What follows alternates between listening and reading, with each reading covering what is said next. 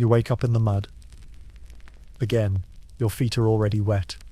It's not even dawn, and a goose just bit your finger. Congratulations, you are now a goose herder in 16th century Flanders.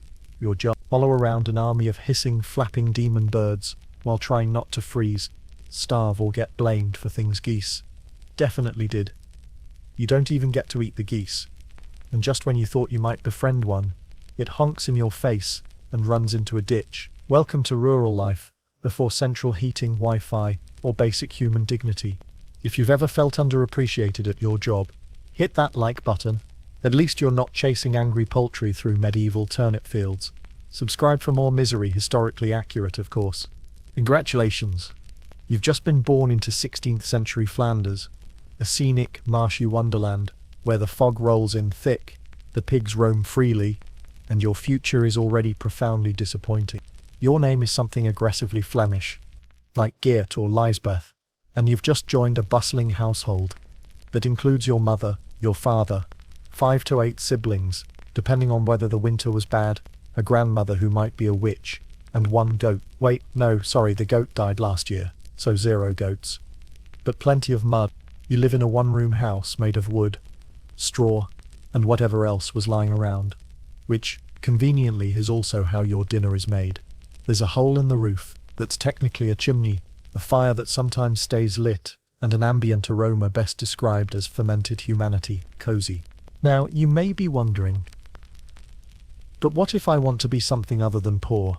How charming. In 1500s Flanders, that's like asking if the puddle wants to be wine. You are what you were born as. If you're lucky, you might become a skilled labourer. If you're really lucky, you'll marry someone who owns a whole pair of shoes. But you're a peasant. That's not a job title. That's a life sentence. You don't clock in and out of being a peasant. You just exist in a state of perpetual labour, poverty, and low-level hypothermia. And here's the kicker. Your job doesn't even exist yet. Not officially. You're still too small to wrangle birds. Right now, your primary responsibilities include not dying of dysentery and not stepping on the fire. Eventually you'll graduate to scrubbing things, and then chasing things, and finally being blamed for things. It's called upward mobility. Your parents aren't exactly swimming in options either. Your father tills the land, not his land, mind you. You don't own land. That's adorable. Your family works on some local nobleman's estate, which means you do the hard part, and he collects the profit. It's like being part of a pyramid scheme, but the only thing that trickles down is plague. Your mother? She's a master of everything. Spinning thread, hauling water, baking gritty bread, and shooing pigs out of the kitchen. Also, she gave birth to 9 children without pain relief, and still somehow finds time to make soup out of literally nothing. Give her a turnip, some moss, and a withering stare. Boom, stew. Meanwhile, you've started to notice the local power structure. There are 3 groups of people in your life. People who own things, you don't. People who enforce things, you avoid. And people who pray over everything and then charge you for it. You nod politely while handing over your last egg. The church is always present, like a very spiritual tax collector. You might be eating stale bread and dried cabbage, but don't forget to tithe. God sees you, and he wants 10%. Of what exactly? Doesn't matter. Give it anyway. Got a loaf of bread? Break off the corner. Found a coin in the mud? Cough it up. The Lord loves a cheerful giver, preferably one with extra geese. Which brings us, very gently, to your impending fate, goose herding. See, when you're at the absolute bottom of the social ladder, people don't ask what you're good at. They ask what job you're least likely to mess up. That's why children, yes, literal children, are given responsibility over livestock, not horses, not cattle. Those are expensive. But geese, they're hardy, they're cheap. And if one flies off into the ether, well, that's just one less goose to pluck later. So here you are. Or, rather, here you will be, standing in a field, barefoot, armed with a stick and a prayer, chasing honking goblins in feathers, while dreaming of soup. Not just any soup, goose soup, which, ironically, you'll probably never get to taste. But that's a story for another chapter. Back to the economics of your existence.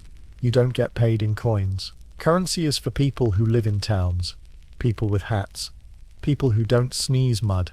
You get paid in barter, in favors, in onions, occasionally in not getting whipped. That counts as a benefit. Sometimes, if you're extra diligent, the landowner might give your family a scrap of fabric, or permission to collect firewood without being accused of theft. Other times he forgets you exist entirely, until he hears a goose is missing. Then suddenly you're on trial in the court of I think the peasant did it. This system, a fragile web of obligations, survival, and passive-aggressive honking, is the foundation of rural Flemish life. Your family has known nothing else for generations. Your father's father herded. His father herded. The one before that died of a mysterious goose-related incident, which no one talks about, but everyone remembers. So you see, it's not just tradition, it's fate. It's destiny. It's the least glamorous legacy you never asked for. You are, officially, the poor. Congratulations. And guess what your salary is? Spoiler, it's not money. You meet your boss at dawn. He honks at you, eyes blazing with primal contempt, and immediately attempts to bite your knee. You're 10 years old. He's a goose. His name? Doesn't matter. You've named him 15 times and he's earned none of them. You try Cornelius, too dignified. Lucifer, too flattering. Eventually you settle on that bastard, a name both accurate and emotionally satisfying. But that bastard is just the start. You're responsible for 25 geese. Give or take the ones who disappear into bushes when you blink. These aren't cartoon geese. These are medieval Flemish geese. They're huge. They're territorial. They have vendettas. Their beady little eyes track you like they remember something you said about their cousin last Tuesday. One honks at you with a tone that suggests you owe him rent. Another flaps his wings like he's trying to summon an exorcist. They do not like you. They tolerate you, the way a cat tolerates a flea. Welcome to the workplace. Your job, officially, is goose herder, although no one actually calls it that.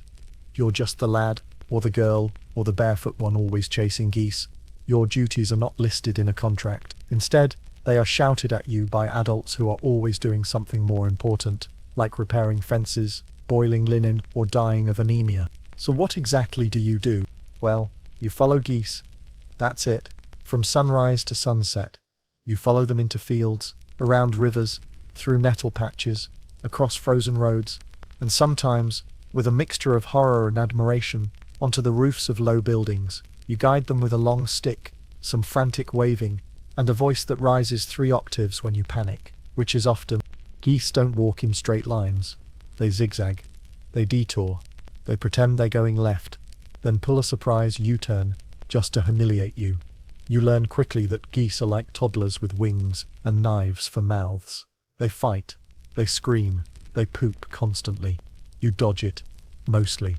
Now, you might be asking, why does this need a human at all? Can't geese just do their thing? And yes, theoretically they could, but that would require trust. And in the 1500s, trust is a luxury. A goose is a commodity. Its meat, its eggs, its feathers for bedding, and grease for lamps. If a goose wanders off and gets eaten by a fox, that's someone's future pillow gone. That's winter warmth gone. That's tomorrow's market earnings honked away into oblivion. So they assign the task to someone they can't afford to lose, but also can't afford to pay. That's you. Let's take a moment to admire the brilliance of this system. They hand you 25 valuable birds. They send you into the wild. They give you no leash, no fence, no proper training. And if anything happens to them, anything, you're to blame. Not the birds, not the weather, you. Why? Because the boy should have been watching. So you watch.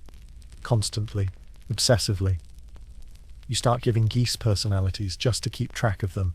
There's Limpwing, who walks like he's 3 beers deep. There's Daggerbeak, who targets your ankles like a trained assassin. There's Mildred, who's weirdly nice and therefore highly suspicious. You narrate their movements in your head to stay awake. And slowly, over days and weeks, you begin to learn their rhythms, their moods, their tell. You learn when a honk means food, and when it means danger, and when it means I'm going to chase that rat for no reason. You learn which ones are leaders and which are followers. You learn that when one goose starts sprinting, the rest will follow. No questions asked, even if it means launching themselves off a ditch and into someone's wash basin. You also learn that goose herding is 10% wrangling and 90% negotiation. Because yes, they can be reasoned with. To a point. You discover that if you stay calm, speak in a low voice, and walk confidently, they'll sometimes go where you want. But the moment you flinch, the moment your voice cracks, or you hesitate, or you trip over a stump, they smell it, they know, and then, chaos. There's also the stick.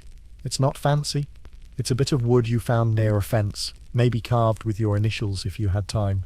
But it becomes your most important tool. You don't hit with it, not unless you want to be yelled at by the village elder, but you wave it, tap, use it to block off alleyways and redirect traffic like a sweaty medieval air traffic controller. And then there's food. Not your food. Theirs. They get scraps, barley mash, vegetable peelings, sometimes spoiled milk. You get whatever you can sneak. A crust of black bread if you're lucky. Your meals are eaten squatting in a field, eyes flicking between the flock and your fingers, hoping no goose lunges for your snack. Spoiler, one will. Eventually you're allowed to take them to the edge of the village. There you meet the other herders.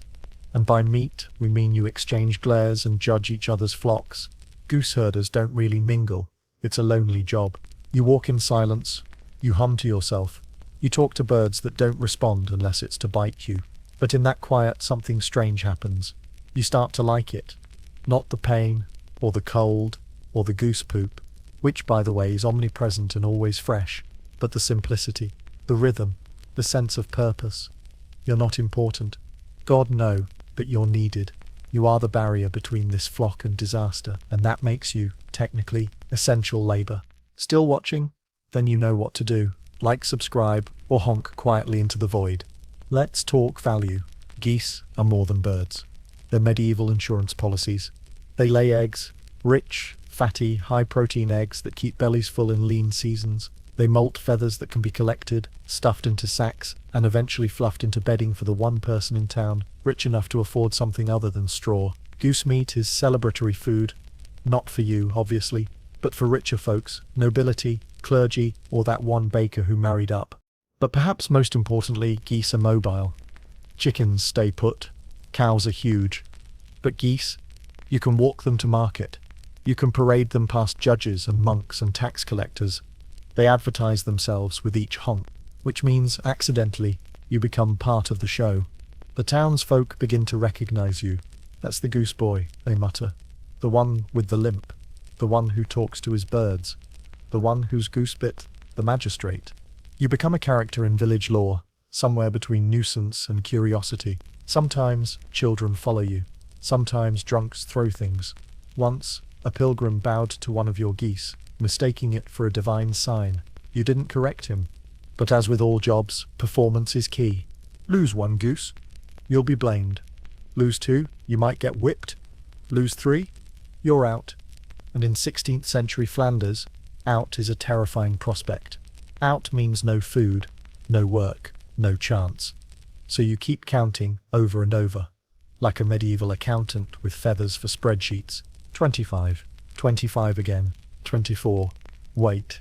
You drop your bread, your heart races. You scan the field. You count again, still 24. And then you see it, waddling toward the woods, completely indifferent to your rising panic. You scream, you run. You leap a ditch, snag your tunic on a bramble, nearly faceplant in the muck, and finally, scoop the wayward goose into your arms. It honks in protest. Loudly, you apologize to the goose. And that, dear viewer, is when you realize something truly humbling. You're not just herding geese, you're working for them. Imagine being bossed around by animals and still getting blamed when they misbehave. Now imagine doing it every day until your knees give out and your hearing is mostly honk. That's not a punchline, that's your life. And tomorrow, you'll do it all again. Flanders. The word alone conjures up images of delicate lacework, Renaissance paintings, and rolling fields kissed by soft fog. And sure, if you're a 21st century tourist visiting Bruges on a guided canal cruise, but if you're a 16th century goose herder trudging through the Flemish countryside, the romance wears off faster than your only pair of socks. Let's get one thing straight. This landscape does not care about you. The sun doesn't rise for your convenience. It rises to reveal the same wet, squelching marsh you saw yesterday, and the day before, and every day since your legs got long enough to walk. The ground never fully dries. The fog clings to your clothes like a sad ghost. And the air smells like a stew of manure, peat smoke, and damp hay, with just a whisper of animal urine for ambience. Your mornings begin with mist. Not the elegant, mysterious kind that poets dream about. No, this mist has teeth. It sinks into your bones, into your bread, into your soul. It makes your eyebrows wet. Somehow you squint through it, trying to find your geese before one of them mistakes a ditch for freedom. The terrain is not exactly what you'd call goose-friendly, or human-friendly, or anyone-friendly. You wade through meadows that are more swamp than field. Some spots suck your foot down like they're trying to keep it. Others are littered with rocks that seem to rise just high enough to trip you. There's a particular slope near the village edge that you've fallen down so often. The mud has a dent shaped exactly like your dignity. You've memorized every tree, every puddle, every patch of spiky thistle that will inevitably find its way into your shin. You start to develop a kind of sixth sense, not for direction, but for moisture. You can now tell, with terrifying accuracy, whether a field will swallow your shoe whole just by looking at the grass.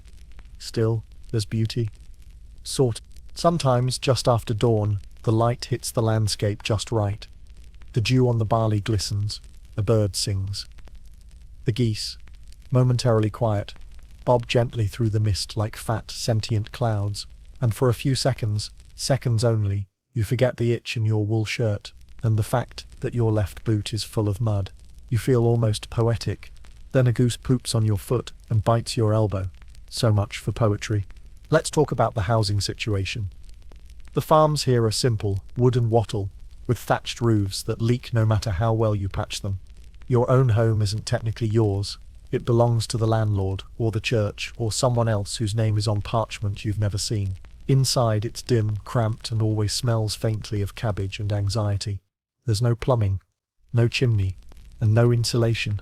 In the winter, you sleep under straw, with your siblings piled on top, like slightly warmer sacks of potatoes. In the summer, you leave the door open to let in a breeze, and accidentally invite in every fly in Northern Europe. There is no privacy. Your entire life happens in front of everyone, eating, sleeping, mending clothes, dying. You grow up hearing your grandparents snore, your parents argue in whispers, and your neighbors yell about stolen chickens. If someone farts in a nearby hut, you hear it. You might even identify them by sound. But still, community. You are surrounded by other people who are also poor, also muddy, and also owned by their animals. There's a strange comfort in mutual suffering.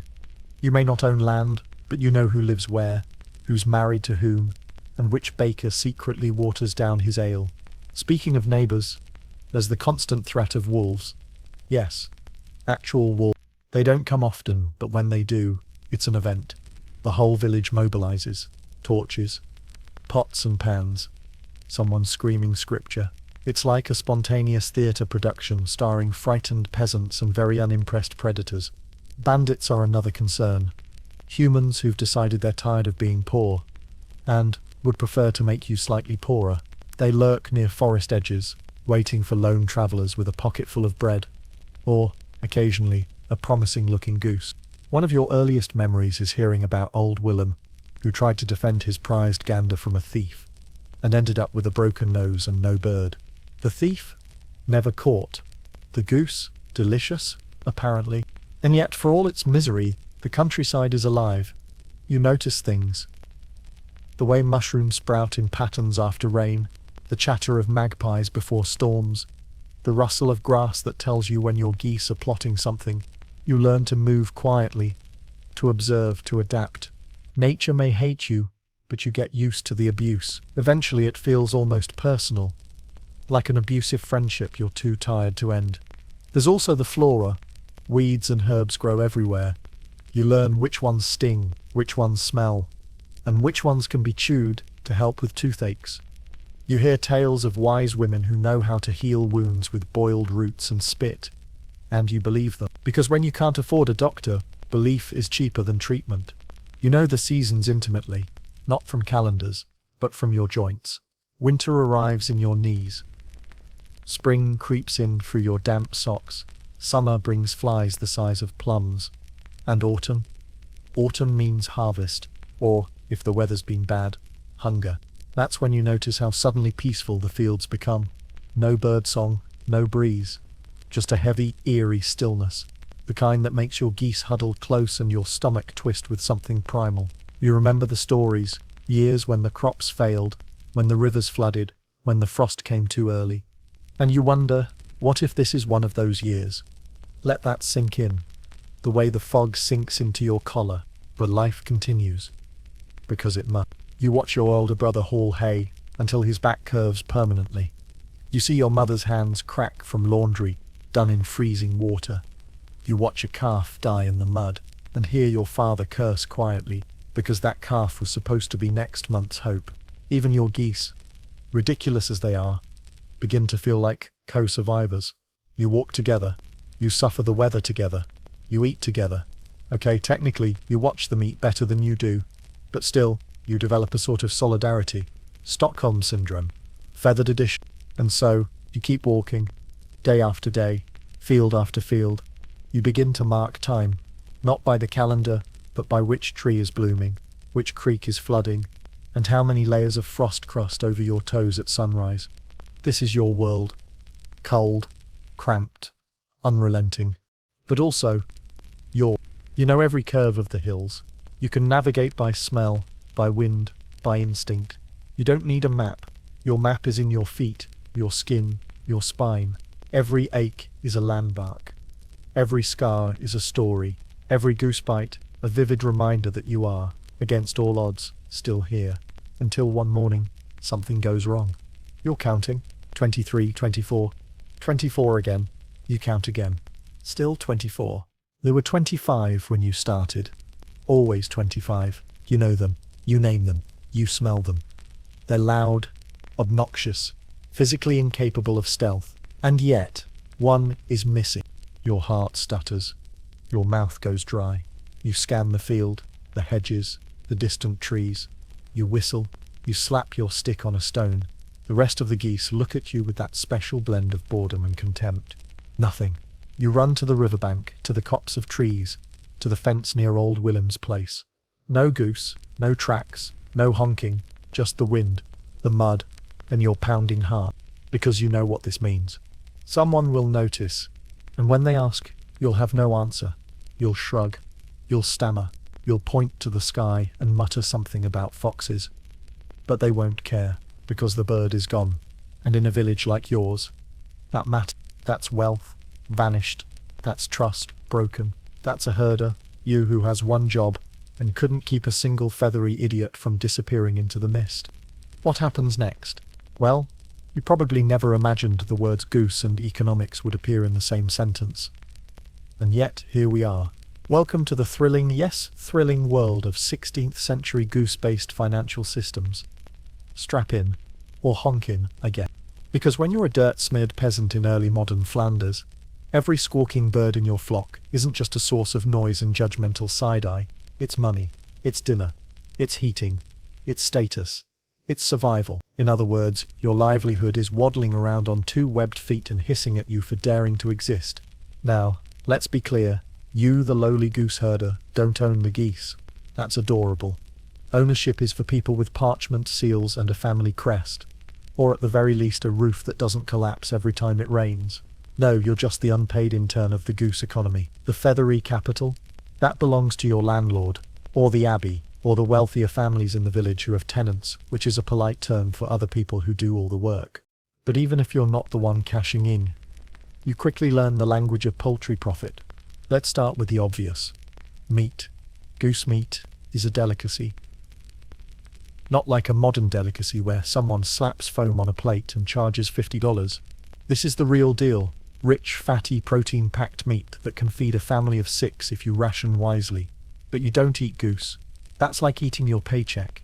Goose is for holidays, festivals, bribes, impressing the local magistrate when you want him to overlook the fact that your cousin stole firewood again. A well-fattened goose near Christmas is worth more than your weekly rations. It's walked to market, shown off like a prize pig, and sold to the highest bidder, often some merchant's wife who wants to impress dinner guests who are all pretending not to be covered in lice. The goose is then roasted whole, basted in its own drippings, and consumed with the kind of religious reverence you usually reserve for saints or fresh bed sheets. Now let's talk eggs.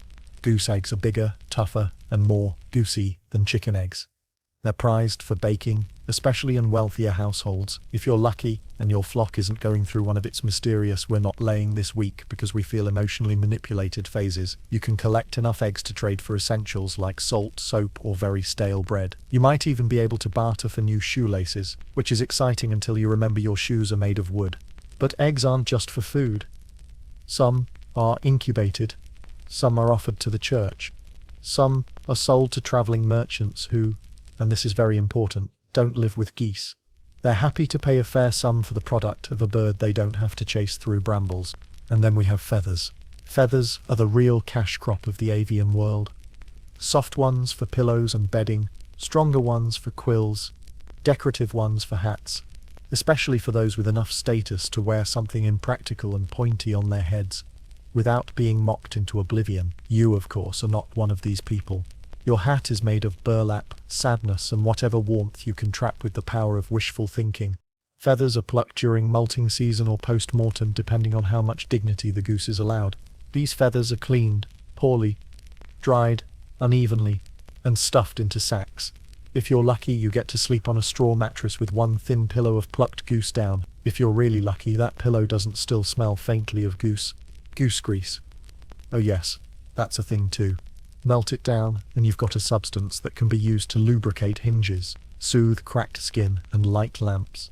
It's also used as a remedy for nearly everything: sore joints, coughs, headaches, broken hearts, probably demonic possession. Slather it on. Rub it in. Smell like a medieval deli for days. You're welcome.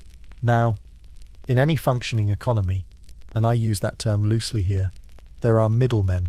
In your case, that's the town butcher, the feather broker, and the guy who stands outside the tavern every Tuesday swearing he knows someone in Ghent who pays double for down. Spoiler, he doesn't. The market is your next stop on this economic adventure. You rise before dawn, herd your geese into a vaguely cohesive group, good luck with that, and make your way down rutted roads toward the town square. Along the way, you pass other herders, some with pigs, others with ducks, one with a suspiciously lopsided cow. It's like a medieval version of Wall Street, if Wall Street involved significantly more manure and a much higher chance of getting pecked in the crotch. At the market, it's chaos. Stalls crammed with fish, cheese, onions, fabrics, all crumbling under the weight of their own desperation. Geese honk, chickens cluck, someone is yelling about turnips. You try to keep your flock together while also pretending you aren't panicking, which is difficult when one of your birds has decided to chase a toddler and now everyone is looking at you. Still, this is where the real trade happens. Buyers haggle, sellers lie. A goose worth 3 coins might go for 5, if its feathers are fluffy enough. And if the customer's eyesight is bad, you learn to talk up your birds. Yes, this one is particularly calm, you say, as it attempts to gouge a hole in your leg. Very loyal, you add, holding it upside down as it flaps furiously into your face. Prices vary wildly. Some years, everyone wants goose. Other years, ducks are in fashion, and your birds are considered peasant-tier poultry. You have no control over this. Like modern cryptocurrency, the market is volatile, based on vibes, and mostly run by people with suspicious facial hair. Then there are taxes. Did you think you'd escape those? Even if you don't own the geese, someone will try to tax you for having them. Maybe the local baron, maybe the church, maybe both. They'll show up with a long scroll, a bored scribe, and a look that says, "Yes, we are here to charge you for existing." You hand over coins you earned with feathers and sweat, or you hand over actual feathers, sometimes both. It's confusing and depressing, like being mugged by someone who thanks you afterward. Worse still, you live under the looming threat of tallage, a feudal tax based on your lord's whims. Feeling generous? Great. He takes 1 goose. Feeling vengeful? He takes 3, your eggs, your firewood, and possibly your dignity. There's no arguing, no receipts, just a vague nod and a muttered, "For the good of the realm." Let's take a reflective pause here, because as absurd as this sounds, and it is, this goose-based economy is dead serious to the people living in it. A single healthy goose can mean the difference between a winter with warmth and a winter with frostbite. Between having something to trade and bartering with, promises, between feeding your child or hoping they find a sympathetic neighbor. Still watching? You're officially smarter than your average medieval noble. They never had to learn any of this. You, meanwhile, are basically running a tiny feathery hedge fund out of a field. The church gets involved too. Of course it does. Certain saint days are celebrated with goose feasts, especially around Martinmas in November. It's traditional to eat a goose on this day, and if you don't have one, you're out of luck. That means demand skyrockets. Prices soar. You might finally get a decent return, unless of course your flock decided to molt early or engage in a dramatic collective disappearance act. But the church doesn't just buy geese, it collects them. Yes, tithes come in feathers, in meat, in eggs. Sometimes they don't even bother taking the product. They take a goose IOU. Swear to God you'll bring us a gander next quarter, says the priest, as if you've just entered a poultry installment plan. But here's the real kicker. Guilds. In larger towns and cities, they're actual goose-related guilds. Organized groups of people who regulate prices, quality, breeding, and distribution of all things goose. You're not in one. You're far too poor. But you know they exist, because you once heard someone say guild standards while spitting out a goose sausage. These guilds keep the feather trade competitive. They mark down which butchers are fair, which ones water down their goose grease with lard, and which feather merchants are stuffing sacks with pigeon fluff. They are, in essence, the bureaucrats of bird trade, and just as irritating as they sound. Back in the village, rumors about goose fortunes swirl constantly. Did you hear old Gertie sold a gander for 10 whole coins? Margaret's flock laid twice last week. She must have blessed them. Peter's feathers were infested with mites. Again, it's gossip. It's news. It's survival strategy. Because if someone else's geese are outperforming yours, you want to know why, even if the answer is, she sings to them, or he feeds them leftover beer. You try it. It doesn't work. Your goose vomits and looks at you like you failed him. There's envy too. People watch each other's flocks, the way modern suburbanites watch their neighbors' lawns. That one's getting fat. They must be hiding grain somewhere. She has a new herding stick. Must be doing well. He hasn't been to market in weeks. Probably sold them all in one go. It's petty. It's competitive. It's capitalism. Medieval edition. By now, you've internalized the entire structure. A goose is not a pet. A goose is a unit of value, a dangerous waddling coin, with a bad attitude and feathers that sometimes scream. Lose one, you've lost money. Gain one, you've gained hope. And like any economy, it's unstable. A flood, you lose the nest. A fox, you lose the eggs. An outbreak of disease, you lose everything. And suddenly you're not just broke, you're broken. So you count them again. 25, still 25. Every feather matters. Every honk echoes with value. And when you lead them back to the pen at sunset, covered in mud, scratches and existential resentment, you know that you've done your part to keep the system running. It's not glamorous. It's not fair. But it works. Sort of. Let's talk about the real star of the 16th century Flemish countryside. Fashion. Not the high society kind with velvet, lace or brocade. No, we're here to examine a more exclusive look. The goose herder's wardrobe. A collection of garments so functional, so crusty, so aggressively earth-toned. It could be classified as historical cosplay for suffering.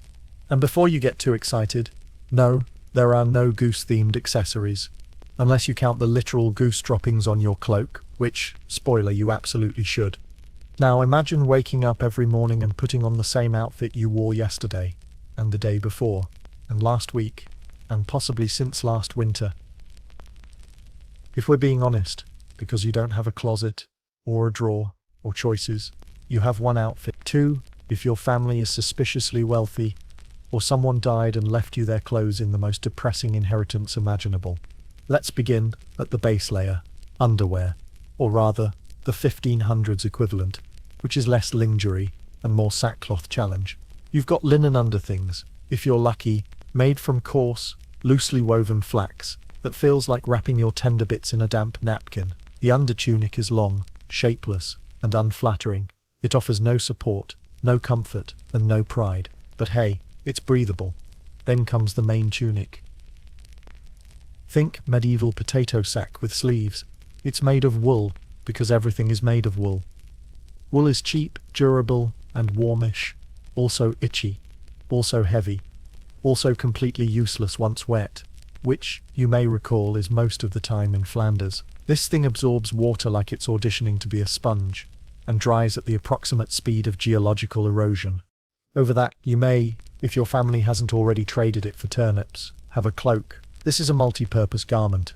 It's a blanket, it's a coat, it's a towel, it's a pillow, it's sometimes a baby carrier, occasionally a weapon, and once, famously, it became an emergency goosenet during a particularly chaotic market escape. The cloak fastens with a crude pin or a piece of twine. Sometimes it's just tucked into your belt and hoped for the best. The belt itself is another prize, made of leather, if you're fortunate, rope if you're not. It holds everything: knife, pouch, spoon, dried apple, rabbit foot, the dreams you had before geese took over your life, trousers. Yes. Technically, your pants are wool, naturally, but not like modern slacks. They're more like leg tubes. Baggy, scratchy leg tubes, held up by pure willpower, and a rope that's been re-knotted so many times it now has a personality. They end somewhere above the ankle, where your legs transition from covered in wool to covered in cold. Socks are optional, meaning you probably don't have them. Or if you do, they're homemade, woven from leftover wool scraps by your grandmother, who insists they're perfectly fine despite the fact they're asymmetrical, threadbare, and reek of goat. You cherish them anyway, until they vanish, possibly consumed by mud, possibly stolen by a goose, possibly both. Footwear? The final frontier of rural dignity. You wear wooden clogs. And by wear I mean you endure them. They're carved from a single block of wood, with a shape that vaguely resembles the idea of a foot. They're heavy, they're stiff, they echo when you walk, and they never, ever fit right. Inside, nothing, no lining, no sole padding, just wood on foot, raw and unapologetic. In summer, your toes blister. In winter, they freeze. In spring, they rot slightly. You get splinters, you learn to ignore them. One day, your toe goes numb. You shrug. It's probably fine. Sometimes, in desperation, you wrap cloth around your feet before shoving them into the clogs. You call this comfort. Everyone else calls it delusion. If you're a child, you may not have shoes at all. That's normal. You develop calluses so thick, they could qualify as armor. You walk through brambles and mud without flinching, but God help you if you step on a goose egg. Your outer layer, the coat if you have one, is the final insult. It's shapeless, soaked through, and patched more times than it's been washed, which, for the record, is not often. Laundry requires water, soap, and sunlight. You have access to one of those three, sometimes. The coat smells, always. It has its own ecosystem, its own identity. It's less of a garment and more of a sentient sponge for medieval despair. You sleep in it, you sweat in it. One time you used it to dry off a goose. It never recovered. And then there are hats. You don't get a jaunty feathered cap. Those are for people who can read. You wear a hood maybe, or a coif, a kind of linen head wrap that makes you look like a terrified pastry. If you're a woman, you're expected to keep your head covered. If you're a man, it's just practical. Either way, it keeps your scalp warm and your lice population stable. But wait, accessories. You carry a staff. It's your goose herding stick. A piece of wood, knotted and worn, sometimes carved with little symbols or notches. It's your defense, your pointer, your third leg when you're limping. Which is often, you also might have a pouch, slung from your belt, in it. Food scraps, a dull knife, maybe a charm from the village healer made of teeth and optimism. Now, let's discuss hygiene. Or, more accurately, the medieval rejection of it. Bathing is not a daily or even weekly activity. It's seasonal. You wash when it's warm enough outside, and when someone remembers to heat water. You wash in rivers, in buckets, or not at all. Soap is expensive. Water is muddy. Privacy is non-existent. You don't change your clothes. You layer them. New clothes go over old clothes. Dirty clothes get turned inside out. If something tears, you mend it. If something smells, you shrug. If something grows mold, you scrape it off. If something gets infested with fleas, well, welcome to goose herding. You scratch constantly. You develop rituals. Pick a time of day, a favorite tree to lean against, and go to war with the insect kingdom. There's no shame. Everyone does it. The nobility might have perfumed oils and silk gloves. You have scabs and a strong tolerance for embarrassment. Let's take a moment to reflect. You know that wet dog smell. Now add mud. Now add fermented sweat. Now add mildew, onions, and poultry. That's you. That's your scent. You smell like regret that's been left out in the rain. But somehow, in all of this, you persist. There's a strange pride that comes from enduring discomfort so profoundly. You wear your suffering like a second tunic. You outstink the livestock. You walk through weather that would kill a modern office worker in 2 hours. You show up daily in your one outfit and face down 25 belligerent geese without flinching. And the best part, no one judges you, because they all smell the same. You are not alone in your aesthetic misery. Everyone in the village is equally tragic. Fashion is not a hierarchy, it's a trench. Everyone's wallowing in the same ditch. You compliment each other's new patches. You admire creative mending. You share socks when someone's freeze solid. And yet, appearances matter. On feast days, people dress up. By which I mean, they wear the cleanest version of the same outfit. Maybe they've scrubbed their cloak in a stream. Maybe they've borrowed a belt. Maybe they've added a flower pin that screams, "Today I am 3% more festive." For weddings, you might borrow someone else's tunic. For funerals, you might wear black, or as close to black as your fabric gets after years of soot and sadness. For religious processions, you at least try to look less like a barnyard ghoul. It's the effort that counts. The wealthy, of course, play by different rules. They wear linen shirts that don't itch, wool cloaks lined with fur, hats with brims, shoes with soles. Some even have buttons, actual buttons, like tiny taunting medallions of opulence. You see them pass through town, and try not to stare. Their clothes don't reek. Their hands are clean. They have layers that are color coordinated. It's absurd. You're not even sure how they keep it all from falling off, or catching fire, or being eaten by rats. Sometimes you imagine what it would be like to wear clothes that didn't come with a rash, to walk without the sloshing sound of damp wool between your thighs, to have shoes that fit, but then you see a nobleman fall off his horse and land in a puddle, and suddenly life feels a little more fair. You go back to your flock, your cloak drips, your pants sag, your socks itch, and you think, at least I didn't lose a shoe in front of the bishop. Perspective. Eventually your garments become more than just clothing. They're armor, memory, identity. That burn mark on your sleeve, the day you fell in the fire pit, that tear across the knee, last spring's ditch incident, that mysterious stain that smells faintly of goose bile, best not to dwell. Your clothes tell your story. And it's a very muddy, mildly tragic, surprisingly resilient story. You, the goose herder, walk the fields in fashion that no one will ever paint. No portraits will preserve your outfit.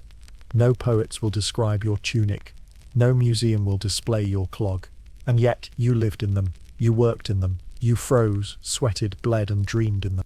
They were yours. Ugly, unwashed, unforgiving, but yours. So the next time someone complains that their modern jacket doesn't have enough pockets, smile, then hand them a wet wool tunic, and tell them to herd angry birds through a swamp. Let's see how long their Instagram outfit lasts. There are some jobs that require a calm mind, gentle hands, and subtle influence, like taming horses, training dogs, or being a royal courtier. And then there's goose herding, which requires none of those things. What it requires is a voice that can shatter the morning fog, a stick you're not afraid to wave like an angry conductor, and the sort of wild-eyed patience only achieved after spending 7 consecutive hours arguing with poultry. Welcome to the delicate soul-eroding art of goose whispering, also known as yelling loudly while sweating profusely. Now, let's begin with a misconception. Geese are not dumb. Chickens? Dumb. Sheep? In the running. Cows? Philosophically slow. But geese are conniving. They have memories, social hierarchies, a surprisingly robust sense of spite. And once they've decided they don't like you, it's a long road to forgiveness. One lined with peck marks and emotional trauma. On your first day, you approach the flock with cautious optimism. You've seen other herders do it. How hard can it be? You raise your stick, make a confident clicking sound with your tongue, and walk forward. That's your first mistake. A goose, sensing weakness, breaks formation and bolts into a cabbage patch. 2 more follow, honking like drunk opera singers. You panic. You shout. You flail your arms in what can only be described as a frantic interpretive dance of failure. The geese scatter like feathery fireworks. The villagers watch from a safe distance. Someone laughs. Welcome to the job. You spend the next 2 weeks earning their respect. The geese, not the villagers. The villagers will never respect you. But the geese? Eventually they'll acknowledge your presence as that bipedal food bringer who sometimes doesn't scream. The trick is observation. You learn their patterns, their moods, their favorite hiding spots. You know that if one goose suddenly freezes and stares into the middle distance, the others are about to bolt. You memorize which honks mean danger, which mean food, and which mean I am bored and want to make noise. They have personalities. There's the ringleader, usually a large, mean-looking gander with a scar over his eye who walks like you once saw a knight and decided, I could fight that. He's the alpha, the influencer, the one the others follow when he charges into a bush or bites a milkmaid's ankle. You don't make eye contact. You'll take it personally. Then there's the nervous one, always lagging behind, always honking at shadows, once got stuck inside a barrel and hasn't been the same since. She's your early warning system. If she panics, something's coming. Possibly a fox, possibly a child with bread. Either way, prepare to intervene. And then of course there's that bastard. Every flock has one. He bites, he screams, he defies physics. You've seen him open a latch with his beak. You've seen him fake a limp to get attention, and run perfectly fine when it's feeding time. You once caught him staring at his reflection in a puddle like he was planning something. You try talking to them. Not like a Disney princess, more like a sleep-deprived coach at a poultry boot camp. Let's go, you feathery goblins. No, not that way. No one asked you. Put that down. That's not food. That's my sock. Some herders whistle. Some clap. Some develop a sort of guttural call that sounds like they're summoning a demon, but actually means left turn. You eventually find your own rhythm, a pattern of sound and movement. The geese recognize. It's less communication, more mutual suffering. The stick becomes an extension of your will. You don't hit them, not unless you want to be fined, scolded, or cursed by the village healer. But you tap the ground. You wave, you draw imaginary boundaries they mostly ignore. You use it to guide, to nudge, to distract. Once you use it to fish a goose out of a well. Don't ask. With enough time, the flock starts to move as a unit. Not gracefully, not obediently, but together, like a very loud, disorganized army. They follow your general direction, give or take a few detours. They still bite, they still yell, but there's a grudging understanding. You exist. They exist. No one dies. That's called success. But make no mistake, they test you, constantly. One day, a goose will just decide it's a duck. It waddles into the pond, sits down, and refuses to move. You try everything. Whistle, shout, offer food, threaten violence. The goose blinks. You wade in. The goose swims in a circle, mocking you with its buoyancy. You go home wet, defeated, and gooseless. The next morning, it's back with the flock like nothing happened. Sometimes they organize escapes. One distracts you, flapping, screaming, performing a very dramatic injured bird routine. While you're dealing with that, 2 others vanish into a hedge. By the time you realize, it's too late. You spend the next hour crawling through bushes, emerging covered in burrs, with 0 geese and 1 deeply offended hedgehog. And then there's market day.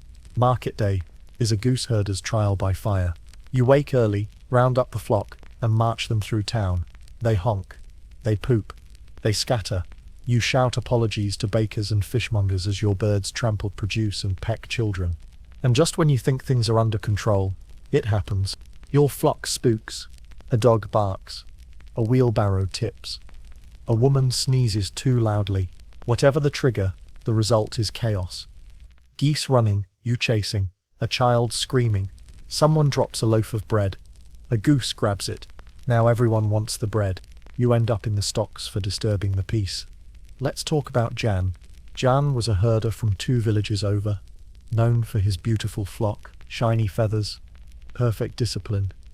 He walked them in formation, whistled once, they stopped, twice, they turned, 3 times, they laid down and performed a synchronized honk.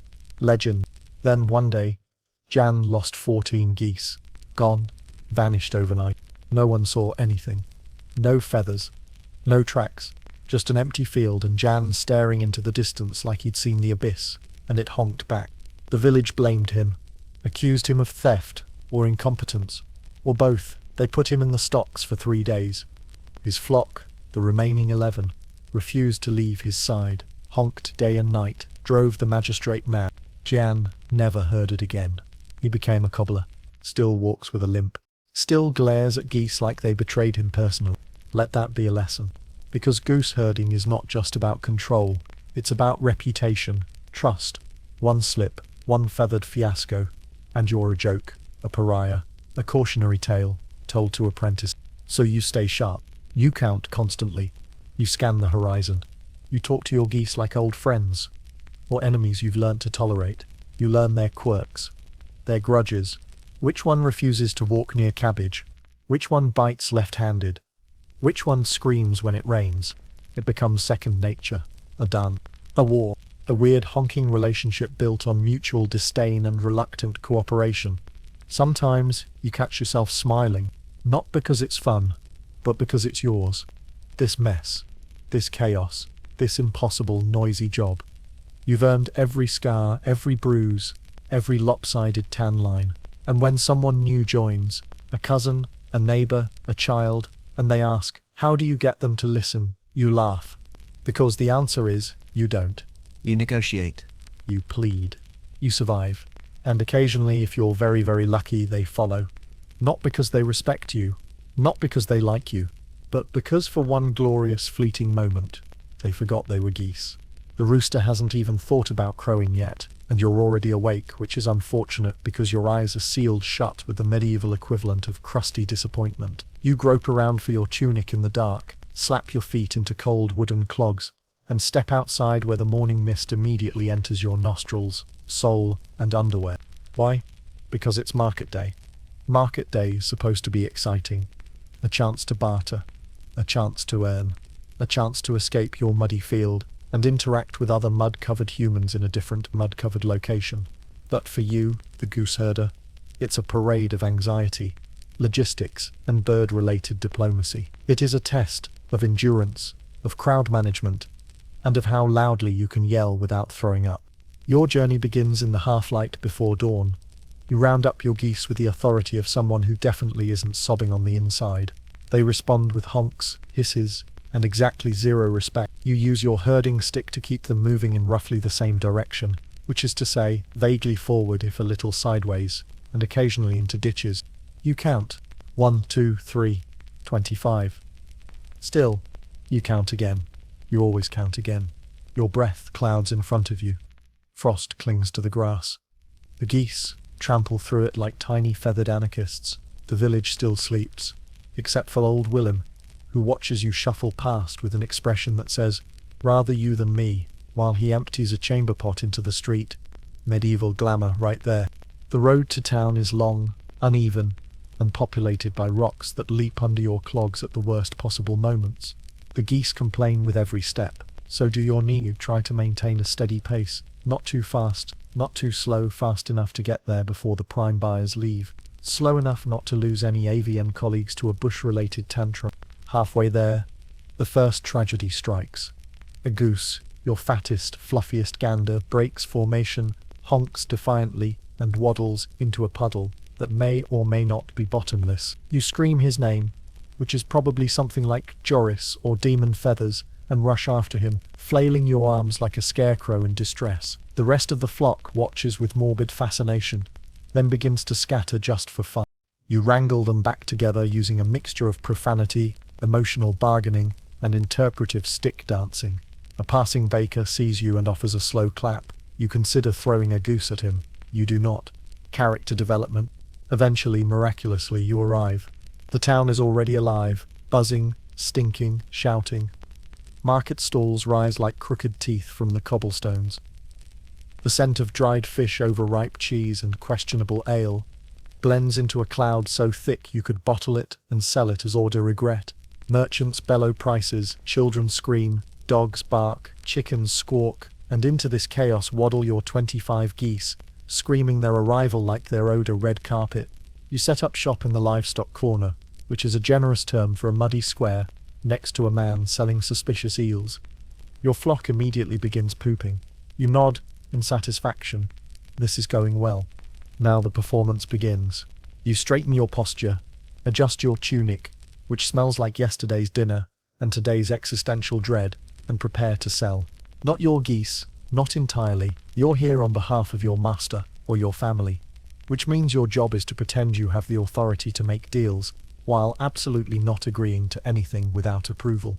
People approach. Some just gawk. Are those Flemish greys? They ask, as if that means something to you. You nod, smile, and mumble something about good bloodlines, while gently hiding the one goose with the mysterious bald patch. Others are serious buyers. They prod your birds, examine their feet, check the beaks. One man asks if your geese know commands.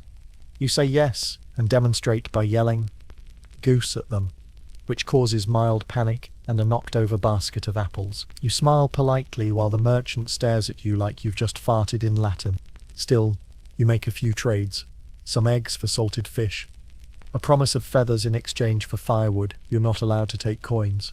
Not directly, so you barter, record names, hope no one cheats, and try not to lose track of who now owns the particularly rude gander who bit a priest last week. Then comes the entertainment. A street performer shows up, a juggler, who juggles turnips for a confused crowd of children. Your geese hate him immediately. They honk with increasing intensity. One lunges. The juggler yelps, drops his turnips, and declares he's been cursed. The children laugh. The geese celebrate by trampling the spilled fruit. You apologize profusely, pick up a bruised turnip, and eat it out of stress. An hour later, something strange happens. The air shifts. The crowd parts. A noble woman arrives, or more accurately glides, across the square like she's never touched dirt in her life. Her gown sparkles. Her gloves are silk. Her hat has feathers that may, tragically, have once belonged to your geese's ancestors. She stops in front of your flock. They stare back. She leans in and says, "Charming birds." You nod, as if they're pets, as if they didn't just eat a boot. She selects one, points, asks the price. You do not know the price. You panic. You stammer something about speaking with your employer, who is absolutely not present. And she gives you a look that says, "I'll remember this moment when I'm sentencing you to death for impertinence." She leaves. Your goose, somehow, looks smug. Then comes the incident. A loud bang. A wagon collapses. A dog runs loose. Somewhere, a barrel rolls. Chaos. People scream. And like that, your flock break. They scatter. You chafe. You slip. Someone throws a ham. A goose crashes into a cabbage cart. Another sprints through a tavern doorway. One flaps onto a pile of textiles, and refuses to come down, as if he's now king of cloth and will never return to the filth of common goosehood. You shout. You run. You sweat. You catch 2 geese under one arm, another between your knees, and glare as a child giggles and hands you a 4th, saying, "This one bit my sister," like it's a badge of honor. You recover, barely. Eventually you return to your corner of the market with 23 geese. Wait, 23? You count again, 24. You find the missing one chewing on a spool of twine like it's a medieval churro. You sit down in the mud. You exhale, still alive. Later, as the sun lowers and merchants pack their stalls, you begin the long journey home. You're poorer than you hoped, richer than you expected, covered in feathers, bruises, and conflicting emotions. One goose limps dramatically, though you suspect it's just for attention. As you march back down the dirt road, villagers nod in recognition. The goose herder, the survivor of market day, the legend of the textile flapping incident. You did it, mostly, and then, with your house finally in sight, your flock grumbling behind you, one last sound cuts through the air, a soft honk. You turn and realize one is missing. Again. In 16th century Flanders, religion isn't something you casually believe in. It's something you breathe, drink, fear, and occasionally trip over in the street during a Saint's Day procession. God is everywhere, in the fields, in the hearth, in the sudden downpour that ruins your haystack. And yes, somehow, in your geese. You do not live with religion, you live under it. There's no such thing as a secular Tuesday. Every day belongs to someone. Saint this, Virgin that, Martyr who. The village calendar isn't made of months and weeks. It's carved from feast days, fasts, holy obligations, and deeply suspicious relics. Your goose herding routine bends around all of it, like a reed in a theological windstorm. It begins with bells. At dawn they ring from the chapel tower, not just to wake the pious, but to remind everyone that time, like everything else, belongs to the church. You hear them through the mist. You nod, mutter a prayer, and shuffle out into the fields where your flock waits, honking with unholy impatience. You cross yourself, because even if the geese are soulless monsters, you still need divine protection. Let's talk about the priest. Father Hendrik is a portly man, with a wheeze that sounds like medieval plumbing. He knows your name, or at least he knows you're that goose boy. You see him every Sunday, standing in the stone chapel that smells of wax, damp limestone, and spiritual guilt. He lectures about sin, obedience, and the eternal dangers of not giving the church enough eggs. He blesses the village regularly. Water, fields, babies, wells, suspicious-looking root vegetables, and once a year, at the feast of Saint Modeste, a patron saint of fowl, allegedly, he blesses the geese. Yes, your geese, because apparently even they need salvation. The ceremony is a spectacle of confusion. The whole flock is herded into the churchyard, honking in protest. While villagers throw flowers and mutter prayers, Father Hendrik raises a silver cross. The acolyte drops the holy water bucket. Someone's goose bites a candle, and amid the chaos, you stand there clutching your stick, wondering if the Holy Spirit also covers bird-related trauma. Afterward, the geese are briefly better behaved. Whether this is divine influence or confusion from being spritzed with rosemary water is unclear. Either way, you take the win. Religion shapes every corner of your life. You tithe a portion of your goods, or, more often, your landlord tithes your goods, and takes credit. You attend Mass, fast on designated days, and join processions that wind through the village with candles, banners, and weary enthusiasm. And it's not just church-sanctioned rituals. Folk religion weaves through daily life like moss on an old roof. You carry charms, a carved piece of antler, a saint's medallion, a feather from a goose that survived a fox attack. Your grandmother swears by it, says it protects against evil spirits, spoiled milk, and awkward encounters with tax collectors.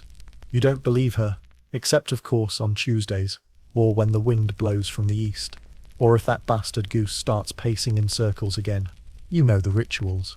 Spit 3 times over your left shoulder if a goose lays an egg on a feast day. Tie a red ribbon to your staff during Lent. Don't whistle after sundown unless you want to summon a demon, or a drunk that thinks he's Saint Hubert. And then there are the pilgrimages. Every few years, someone decides that salvation is only achievable by walking 50 miles barefoot, while carrying a wooden goose on their back. You watch these dusty zealots pass through town, blistered and beatific, chanting in Latin while your actual geese try to eat their robes. One man swears he saw St. Peter in a goose's eyes. Another claims a goose led him to a healing spring. A third gets pecked so hard he renounces birds entirely and becomes a fishmonger. But the line between faith and survival is thin. When the harvest fails, it's a punishment. When the geese stop laying, it's your fault. Not enough prayers, not enough offerings, too many unrepented sins. The village points fingers. The priest suggests penance. You suggest your flock is just being moody. No one laughs. You perform a quiet blessing over their nest. Just in case. Sometimes, religion offers comfort. You kneel in the chapel on a cold evening. The candles flicker. The pew creaks. Your knees ache. And in the silence, you find a strange peace. You pray for your family, your flock, for fewer blisters, for one day off that doesn't involve lice. Faith is a balm. It's also a leash. Because while the church preaches humility, it demands submission. You're told poverty is virtuous, Suffering is divine. The meek shall inherit the earth, eventually. Probably. In the meantime, please donate your best goose to the Abbey's annual banquet. But faith also binds the village. Weddings, baptisms, funerals, holy days. The church is the stage where life plays out. It's where people gather, where gossip begins, where songs are sung badly and bread is broken. You stand shoulder to shoulder with the same people who ignore you in the fields. And suddenly you're all equals, more or less before God. Except your geese are not invited inside. One time, they broke through the chapel gate and honked through the entire sermon. That was the day Father Hendrik developed a nervous twitch. Your personal theology becomes a blend of official doctrine and goose-related superstition. You thank God when the flock stays together. You curse under your breath when that bastard bites your shin mid-Ave Maria. You cross yourself when a fox howls. You pray when the eggs come late. You whisper apologies when you trade a gander for firewood. You're not sure if geese have souls. You hope not. You don't want to see them in the afterlife. Let's talk about Saint Martin, patron of beggars, soldiers, and geese. His feast day, November 11, is a big deal. It marks the end of harvest, the start of winter, and the last day you're allowed to eat meat before Advent. It's also the one time a year when your geese are front and center, and not in a good way. Tradition says that geese betrayed Martin by honking during his attempt to hide from being ordained bishop. So now, we eat them. Logical. In practice, this means your best goose is selected, paraded, praised, then roasted. You walk it to the town square dressed in a ribbon, while children throw petals, and your stomach growls. The bird is admired. Father Hendrik blesses it, and then it is, ceremonially, dinner. You go home hungry, but proud. Sort of. Because while your goose is gone, its feathers are saved, plucked, dried, and turned into quills, pillows, or ritual fans for the chapel. And somewhere in that cycle of death and utility, you find strange meaning. Still watching? Then you know what to do. Like, subscribe, and say 3 Hail Marys if a goose ever makes eye contact. Now back to blessings. Each spring, the priest blesses the fields. Holy water, Latin chants, awkward walking over furrows. You heard your geese nearby, pretending it's coincidence. He sprinkles the water. The geese sneeze. You cross your fingers. Sometimes it works. Sometimes it doesn't. You can't rely on miracles. But you hope. Hope is the unspoken sacrament of the poor. It's what you cling to in frostbitten mornings, in failed markets, in lost eggs, in the slow decline of an aging gander who once led the flock with pride. You bury him behind the shed. Say a quiet prayer. Wonder if God hears prayers for birds. You think about sin. You think about grace. You think about feathers falling like absolution. And as the chapel bell rings again, echoing over mud and mist, you close your eyes and whisper, bless them. Even that bastard. Because if your life is ruled by geese, the church, and superstition, are you really free? Let's begin with a sound. Rain.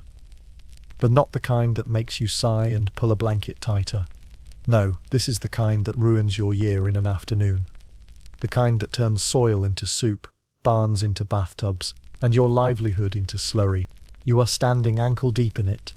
Again, it's spring in Flanders, and that means 3 things. Unpredictable weather, soggy bread, and the ever-present dread that your food supply is about to be dramatically reduced by either divine wrath or, more commonly, gravity. The fields were never exactly stable. Much of Flanders is a flat, low-lying patchwork of swamps, peat bogs, and stubborn farmland that only stays dry because a group of very tired people dig ditches all year round. Those ditches, they're now rivers. You watch as a chicken floats past on a piece of firewood. This is how famine begins. It's not dramatic. There's no sudden famine explosion. No breaking news, medieval villagers now extra dead. No, it starts with one ruined harvest. Then another. Then a particularly soggy shipment of rye that rots before it reaches the village. The market dries up, or floods, depending on the week. Prices double, then triple, then there's nothing to sell. Nothing to buy, just turnips, increasingly suspicious mushrooms, and a single goose egg that might be 3 weeks old. And when the food disappears, people look for someone to blame. Guess who's got a job involving edible, mobile, bite-sized animals? That's right. You are apparently the reason everyone's hungry. Geese, you see, are survivors. They'll eat nearly anything. Grass, bugs, leftovers, whatever falls off a cart. They're the last line of protein when pigs have been sold, cows are dying, and chickens have unionized. When the fields fail, geese become gold. But that also makes them targets. People start to stare. You're walking to the stream, trying to wash your feet before they develop into something resembling wet tree bark. When you notice old Willem watching you, or rather, watching your flock. He's chewing something, probably regret, and you know he's thinking about dinner. Your geese are nervous. They can feel it. There's a certain tension in the air, the kind that says, someone is about to misplace a gander permanently. You tighten your grip on your stick. It's not just famine. It's fear. When things go wrong in 1500s Flanders, no one shrugs and says, well, climate patterns sure are shifting. They say, who angered God? Or who's harboring a cursed animal? Or, which poor fool let their goose honk on St. Eligius's feast day? There's always a reason. And if you can't find one, you make one up. So when the river overflows and drowns half the barley field, people say it's because the miller's daughter danced on the Sabbath. When a cow is born with 2 heads, it's obviously because the priest didn't bless the pasture correctly. And when a child gets sick, it must be because your goose looked at him funny. You become a walking suspicion, especially when you still have geese. While others are selling their animals, eating their seed grain, or attempting to milk pigeons, your flock survives. They honk defiantly. They waddle through puddles. They continue to lay eggs, like smug little survivors, which means you must be hoarding, or cursed, or both. One night, someone steals 2 of your birds. You find feathers leading to the woods, and a very full-looking dog sleeping beside them. You don't mention it to anyone. Publicly accusing someone of goose theft is a great way to end up with a broken nose and fewer friends. Instead, you do what most do during famine: ration, pray, and pretend you're not eating weeds. You boil wild greens until they resemble sad green ghosts. You flavor turnip soup with crushed dreams. You chew dried crusts and pretend the crunch is intentional. But hunger doesn't just gnaw at your stomach. It chews through social fabric. The village gets quiet. Jokes disappear. Smiles vanish. People stop singing. You hear more arguments, more crying, more whispered deals in corners. The tavern serves thin ale and thinner stew. No one celebrates anything anymore. Not births, not weddings, not Tuesdays. And the geese? They feel it too. They're restless, aggressive. One starts chasing children, not for fun this time, but because they're holding crusts. Another begins stealing food from your satchel. It's like they sense the shift, like they know they've moved up the food chain. You sleep with a stick across your chest now, not because you're scared of wolves, but because you're scared of neighbors. And yet, despite the despair, there's a strange bond forming between you and your flock. They're not just animals anymore. They're hope with feathers. The last portable assets your family has. You guard them like treasure.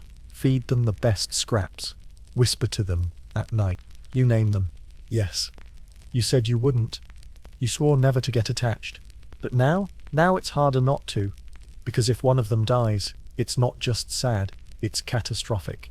It's one less meal, one less egg, one more reason to be blamed for divine punishment. You name the loud one. Justice. Ironic, sure, but comforting. Another you call hope, because you're a cliché under all that mud. Famine deepens. Floods return. You wade through water to fetch wood, only to find it's floated into the next parish. You offer to trade a down feather for half a wheel of cheese. The baker laughs and offers you crumbs. You take them. Then, mercifully finally, the rains stop. Crops inch back to life. The fields drain slowly. The first green shoots feel like a miracle. Babies cry with less wheeze. Old men walk again. The tavern restocks. Barley-flavoured ale.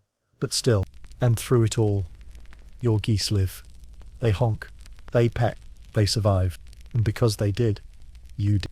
You realise something. One quiet morning, standing barefoot in a dry field with dew on your toes and hay in your hair. You owe them.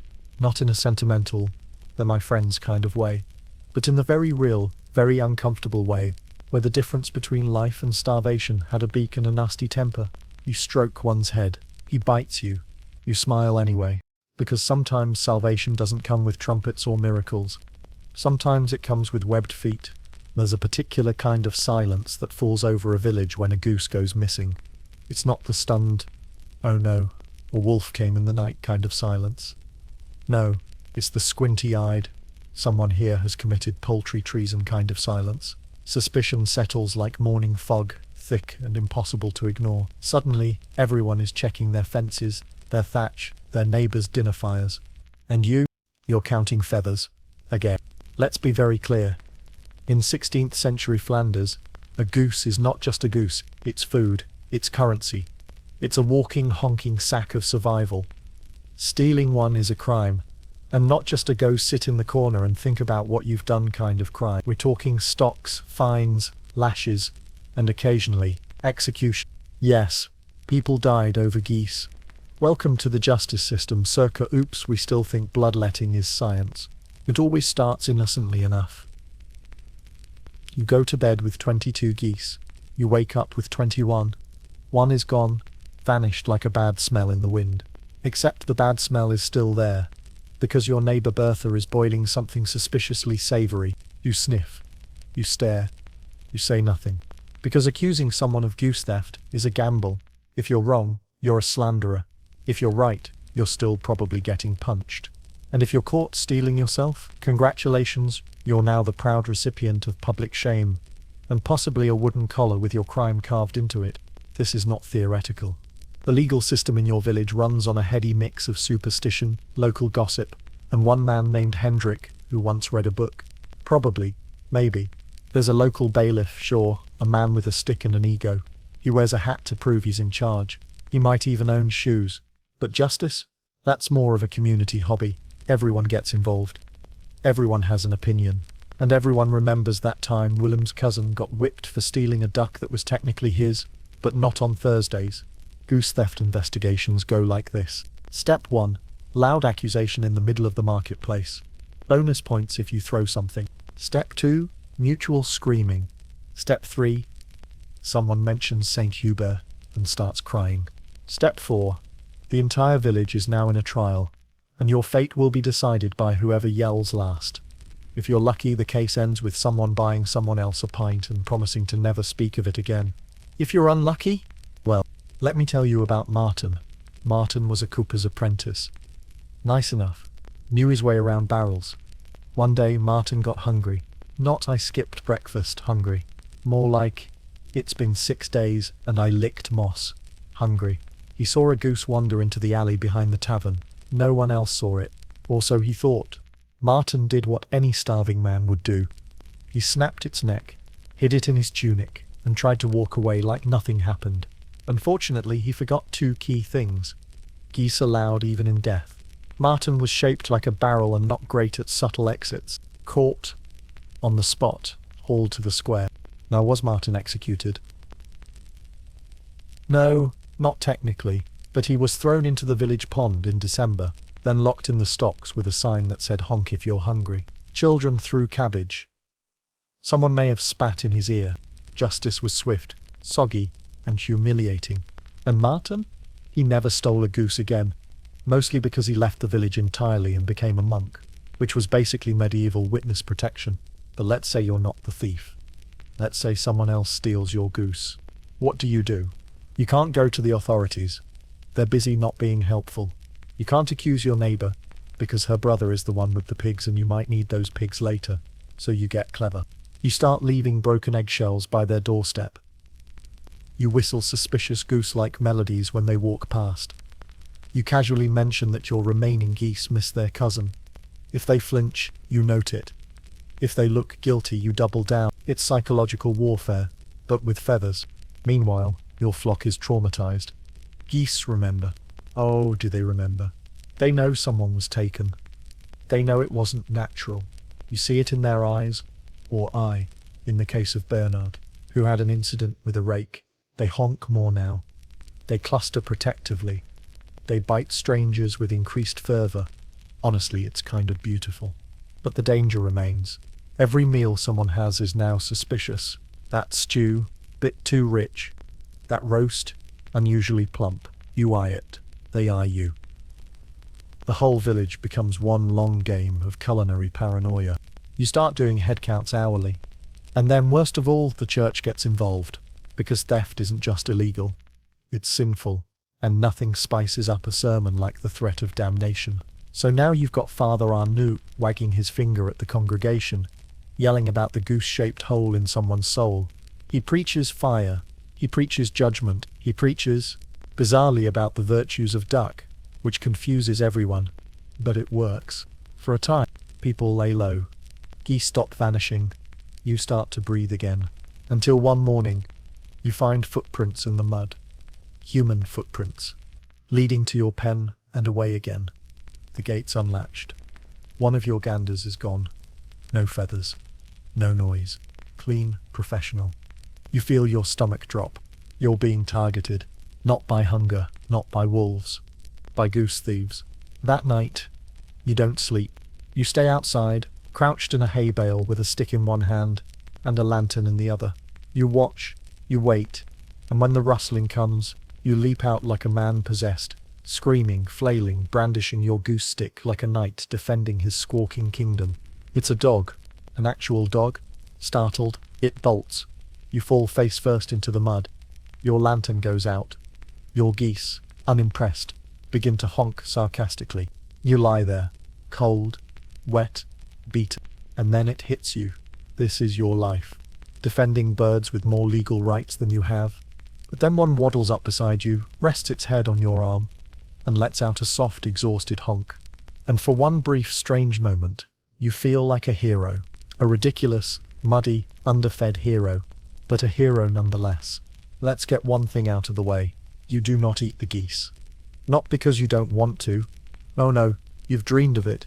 You've had full-blown culinary hallucinations after skipping breakfast and lunch and most of dinner for 3 days straight. In these visions, the goose is golden, the skin is crisp, the fat drips luxuriously into a pan of imaginary potatoes.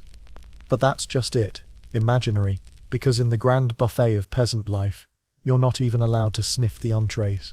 You are the dishwasher, and the dishwasher gets turnips. Your daily sustenance is a tragic poem, written in barley porridge, watery ale, hard cheese, if you're lucky, and sadness. You eat like a man doing penance for a sin he didn't commit. Bread so dense it could be used as a blunt weapon. Root vegetables with the consistency of old furniture. Soup made from water, more water, and a whisper of cabbage, if the saints are smiling. And if you're thinking surely they had herbs and spices, I regret to inform you that the only spice you're getting is mold. But let's rewind a little. It's the evening, and you've just finished herding your geese through mud, rain, and at least one confrontation with a judgmental goose named Hilda. You're wet, you're sore, you smell like damp wool and bird rage. And now, finally, it's time to eat. You trudge into your family's one-room hut, ducking under the crooked lintel. Smoke curls from the central hearth, which is optimistically called a kitchen. In truth, it's a pit in the floor with a pot that's been handed down for 3 generations and has definitely been cursed at least twice. Inside is dinner, a watery gruel that looks like it was cooked by regret. You grab a wooden spoon. There are only 3 for the 8 of you, so you eat in shifts, passing the utensil like a sacred relic of mediocrity. There's no meat. Meat is for feast days. Feast days are for nobles, or pigs. You, however, are eating something approximating food. Maybe there's some barley in there, maybe a carrot stub, definitely some dirt, because washing vegetables is a luxury. Still hungry? Don't worry, there's ale, weak ale. So weak it technically doesn't count as alcohol, more of a beverage suggestion. It's served lukewarm, because life is cruel, and also because refrigeration doesn't exist. Now every so often, a miracle occurs. Like the time old Klaus traded a bundle of goose feathers for a scrap of salted pork. For 3 glorious nights your gruel had flavour. And by flavour I mean it didn't actively insult you. You still talk about that pork. You dream of it. Sometimes you wonder if it was even real, or just a hallucination brought on by malnutrition and a particularly vivid mushroom. But don't get too excited. These rare delights are fleeting. Mostly, your diet is functional, designed to keep you barely alive long enough to keep working. There's no room for indulgence. Or chewing, really. Oh, and here's the kicker. You work with edible animals all day. You herd plump, feathered, roastable creatures from sunup to sundown. You know their flavor by instinct. You've plucked them, you've bled them, you've watched them being cooked for other people. The wealthy, the clergy, the merchant with 5 chins and a wine-stained beard who laughs like a man who's never eaten gruel in his life. And you? You're gnawing on a radish like it owes you money. This is the cruel paradox of medieval food labor. You're always adjacent to deliciousness, like working in a bakery and surviving on crumbs, like being a milkmaid and never tasting cream, like collecting goose eggs and knowing they'll be sold to someone who puts them in a pie you'll never even see. And on the rare occasion you do get meat, say a goose dies naturally, which is to say suspiciously, you still have to deal with the hierarchy of who gets what. Father gets the breast, mother gets the leg, grandpa gets the other leg, because he's old, and everything hurts. You get a wingtip and the leftover smell. There's also the matter of religious fasting. Oh yes, you thought you had little food before. Try Lent. For weeks the church tells you to abstain from meat, dairy, anything that makes life remotely tolerable. It's spiritual, it's cleansing, it's enforced by Father Arnout, who definitely eats better than you and has suspiciously rosy cheeks. So what do you eat during fasting? Fish? Or something that someone somewhere decided counted as fish? Beavers? Apparently fish. Otters? Somehow fish. One theologian even argued that barnacle geese were fish, because no one had seen them hatch, and therefore they must be aquatic. That's the level of food logic we're working with.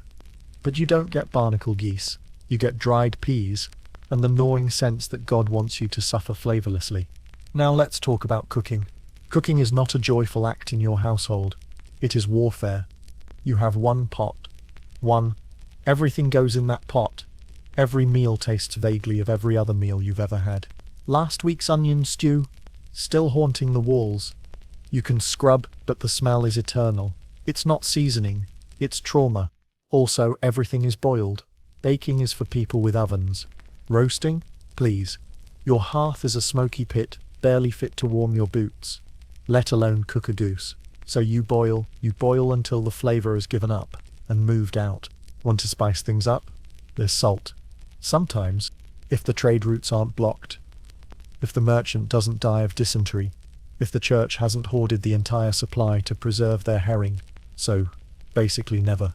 And yet, somehow, your body survives. It's not thriving, it's not growing, but it's moving. 1 foot in front of the other, 1 spoonful of porridge at a time. You are the miracle of barely sufficient caloric intake. Sometimes, you daydream. You imagine being invited to the manor for a feast, sitting at a real table, eating goose with your bare hands, fat dripping down your arms. Nobody yelling at you for using both ends of the spoon. You'd eat until you cried. Then you'd cry because you ate. But reality is harsher. Feasts are not for you. You provide the feast. You herd it, feed it, clean up after it, and then return to your hut for a dinner of beige sadness. Because in the great medieval food chain, you're not a predator. You're a side dish. Let that sink in. And try not to chew too loudly. Someone might mistake it for enthusiasm. Despite what the silence of the foggy fields might suggest, your goose herding life isn't entirely mute. No, medieval peasants had one sacred survival tool more powerful than fire, bread or a sharp stick. Gossip. And oh, do you gossip? Not because you're malicious, but because what else are you going to do while waiting for your geese to stop fighting in a puddle? You're isolated, exhausted, and surrounded by feathery judgment, so when a human crosses your path, you latch on like it's your first conversation in weeks. Because it probably is. The tavern, for example, is less a drinking establishment, and more a medieval bulletin board. It smells like sweat, mouldy straw, and the kind of beer that tastes like footwater. But it's where you learn everything. Who got pregnant? Who was seen at dusk with the cooper's apprentice? Who lost a chicken and blamed it on the devil? Again. You don't drink much. Ale costs coin, and your job pays in turnips and existential dread. But you sit. You linger. You eavesdrop on old men coughing through stories they've told 50 times. Every tale grows with each retelling. The goose that laid 2 eggs in one day. The ox that sang a hymn on St. Gertrude's feast. The black cat that cursed a marriage just by blinking at the bride. Yes, your neighbours are full of it. But so are you. You spin tales. You add drama. You claim you once saw a goose stare down a wolf. That might not be true, but it feels true. And in medieval Flanders, that's all that matters. Facts are negotiable. Embellishment is an art form. Your mouth is your only entertainment system, and it's tuned permanently to the gossip channel. Now let's talk about the churchyard. Not during Mass. During the mingling afterward. That's prime whisper time. You stand next to Margaret, the baker's niece, pretending to admire the new thatch on the chapel roof, while really you're wondering if she knows that Gert the miller's son was seen sneaking eggs from the communal storehouse. Spoiler, she does. And now you do too. You also learn from songs. Gossip isn't just spoken, it's sung. You hear wandering minstrels bring news from neighbouring villages, weaving local scandal into rhyme. Think of them as medieval tabloid journalists with lutes. One verse could ruin reputations for years. One bawdy chorus could immortalise your neighbour's poor decision to try and shoe a cow. And there are dances. Not often. Just at festivals or weddings, which are rare and exhausting. But when they happen, it's a full social buffet. You mingle, you laugh, you try not to step on anyone's feet, or geese, who are always wandering underfoot. You don't exactly dance gracefully, but that's fine. No one does. You just fling your limbs and hope you don't sprain anything. That's where romances start, or end. Which brings us to Margaret. She's a gooseherder's daughter, just like you, but with a rebellious streak and a terrifyingly good aim, with a broom. She once knocked out a drunk apprentice for calling her goose girl, which, to be fair, he meant in a very specific and unflattering way. You knew Margaret for years. You traded stories, chores and lice combs. Then one day she disappeared. Word spread fast. She ran off with a cobbler. A cobbler. Not even a full shoemaker, just a man who repairs other people's footwear and smells like glue and regret. The scandal, the drama, the utterly impractical romance. They say she took a goose with her. No one knows why. Maybe companionship. Maybe defiance. Maybe breakfast. You miss her. Not in a grand, tragic way, but in the way you miss familiarity. Someone who knew the smell of your hut, without flinching. Someone who knew when to shut up, and when to laugh. Her absence is a quiet ache, the kind you feel most when no one's talking, which is why you cherish gossip. It fills the void. It replaces the people who leave, the ones who die, and the ones who become too busy chasing carts of dung to stop and talk. It's how you map your world. Not in roads and rivers, but in who's been seen where, with whom, and possibly doing what. Even children gossip. Especially children. They repeat everything they overhear, usually louder and with added flair. You once heard a 6-year-old claim the priest was a werewolf. You don't believe it, but you don't not believe it either. He does have an alarming amount of chest hair. And then there's dream gossip. Yes, that's a thing. If you dream about someone, it becomes a topic of public interest. Dreamed about a cow? Good harvest. Dreamed about a dead relative? Rain's coming. Dreamed about your neighbour's wife? You better leave the village. Dreams blur with reality. A flock of geese flying west could mean someone's getting married, or someone's dying, or both. Either way, it'll be discussed in the fields the next day between coughs and curses and the occasional honk. Because when all else fails, when your food is bland, your hut leaks, and your goose has pooped on your only tunic, gossip is what makes you feel alive. It's messy. It's biased. It's deeply unhelpful. And it's everything. So you keep talking, even if it's just to the geese. Because let's be honest, they know everything. You hear them before you see them. The sound drags across the fields like a slow-tearing curtain. Boots in mud, hooves on stone, armour creaking, banners flapping, men shouting. War is coming. Again. Which means it's time to make some life-or-death decisions about your geese. Welcome to Flanders in the 1500s. A place so politically unstable, it makes a goose pond in a lightning storm look serene. You're a simple peasant, which means you're not on anyone's side. Or rather, you're on every side. Whoever shows up first with a sword gets your loyalty, your food, and if necessary, your goose. The soldiers don't care about your neutrality. To them, you're either a source of calories or a potential spy. You're both poor and suspicious looking, a powerful combination in the medieval justice system. So you hide.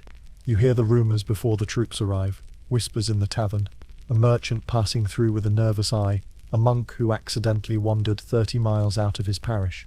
Each one says the same thing. War is close, and it's hungry. Your job, normally consisting of yelling at poultry, now becomes tactical logistics. You gather your flock and try to decide whether to hide them in the woods, the marsh, or behind that creepy, half-collapsed grain shed where the rats have unionized. Problem is, geese are terrible at hiding. They honk. They flap. They trample dry leaves like drunk toddlers in wooden clogs. They also don't take orders. One time, you tried to lead them in a single direction and ended up in a ditch, covered in feathers and existential despair. And now you're trying to keep them quiet while armed men roam the countryside, looking for things to eat or set on fire. Best of luck. The first time it happens, you don't breathe for hours. You crouch behind a hedgerow with your flock, your heart pounding so hard it might qualify as percussion. You watch soldiers pass. French, Spanish, Habsburg. You don't know. They all look the same, tired, dirty, and armed. One of them eats a turnip raw, like a savage. They pass without noticing you. Barely. One goose honks. You bribe it with a crust of bread and pray. Your knees ache. You smell like fear and manure. But for once, no one dies. Not this time. Still, the village isn't always that lucky. Sometimes, the soldiers don't pass by. Sometimes, they stop. They take food. They take tools. They sometimes take people, to carry things, to cook, to amuse them, in ways we won't describe before bedtime. And they always take livestock. Geese are fat, portable, and don't require a stable. You can roast them on a stick, and get a meal that tastes like slightly greasy heaven. So when they come, you hide. If you can't hide, you lie. If you can't lie, you run. And if you can't run, well, that's why every village has one sad story. One herder who tried to stop a soldier from taking his prize goose and ended up face down in the mud. One hut that got burned down because someone refused to give up their last sack of barley. One child who vanished when the men passed through and never came back. These stories aren't told loudly. They live in glances, in silence, in the pauses between songs. You don't want to talk about them. You also don't want to forget. There's a kind of trauma in living at the crossroads of empires. You're too poor to be strategic, too essential to be ignored. You grow food, you raise animals, and all you want is to not die before supper. But that makes you valuable. And value in wartime is dangerous. Sometimes the soldiers aren't even foreign. Sometimes they're locals, pressed into service, barely more than boys with spears. You might recognize one, Jan from 2 villages over, who used to chase geese with you as a kid. Now he's wearing a tattered uniform and looking at your flock with the kind of hunger that makes you step back instinctively. He doesn't want to hurt you. He really doesn't. But he's starving, and the men around him are worse. You offer him the oldest goose, the one that bit you last week. He nods, says nothing. Leave. You don't know if that was kindness or cowardice, but at least you're both alive, and sometimes you have to make the hard choice. One winter, the soldiers are close, too close. You have 6 geese and 4 family members. You can't run, you can't feed everyone. So, you do the only thing you can. You choose which geese to save. You cry as you tie a ribbon to the ones that will be left behind.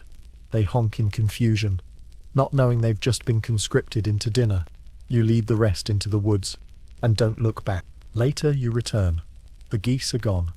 Your gate is broken. There's blood in the mud. No one talks about it, but that silence becomes part of who you are. Years later someone mentions the war, a new one. Different soldiers, same flags, same fear. You shake your head. We've been at war for 50 years, you mutter. We just take breaks to plant crops. So yes, war comes through the fields. It always does. It marches in boots, in banners, in silence. It leaves scars you can't see, and absences you never stop counting. And yet, somehow, you keep herding. You still get up in the morning, still yell at birds, still listen for hoofbeats in the distance and wonder if it's thunder or something worse. Because that's what you do. You survive. Even when the fields don't. Let's be honest. You're not exactly overwhelmed by human interaction out here. It's mostly you and the geese. Occasionally a fly. Sometimes a distant bell tolling from the village church to remind you that time still exists. And someone somewhere is probably baking bread while you wrestle a bird that thinks it owns the pond. This is your routine. Day in, day out. A life marked by honks and silence, mist and mud. Romantic, right? Well, sort of. If you find emotional intimacy in bird noises, you didn't exactly choose this life. It was chosen for you by poverty, by birth order, by the sheer statistical improbability of upward mobility in 16th century Flanders. Your siblings either married, joined a trade, or died.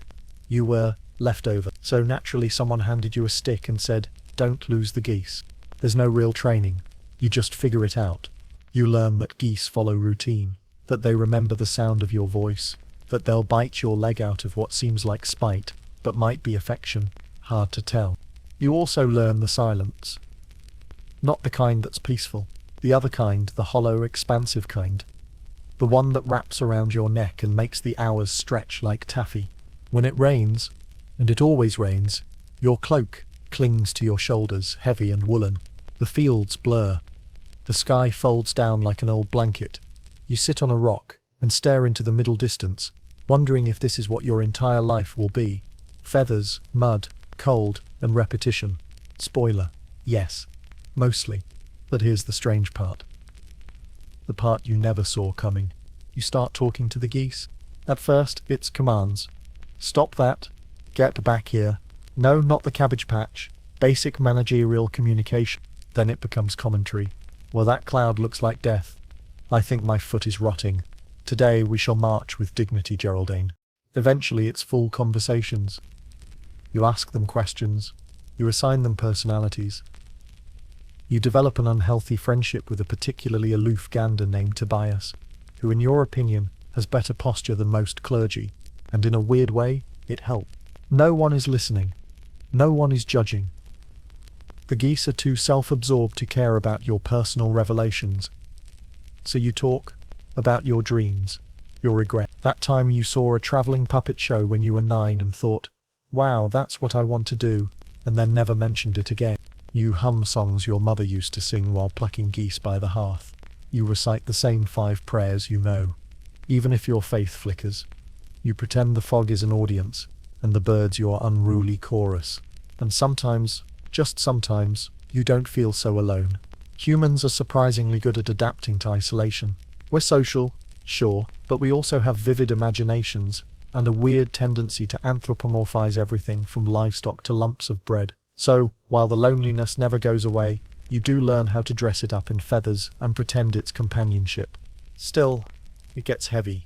You notice it most at night, after you've corralled the geese, checked their pen, and trudged back to your damp little corner of a shared hut. The fire is out. Everyone else is asleep, or pretending to be. You lie down, smelling of wet straw and bird grease, and stare at the thatched ceiling. There's no sound, no light, just the echo of your thoughts bouncing around like desperate moths. Is this it? You ask the darkness. Am I just a person-shaped stick meant to chase birds until I die? The darkness, of course, says nothing.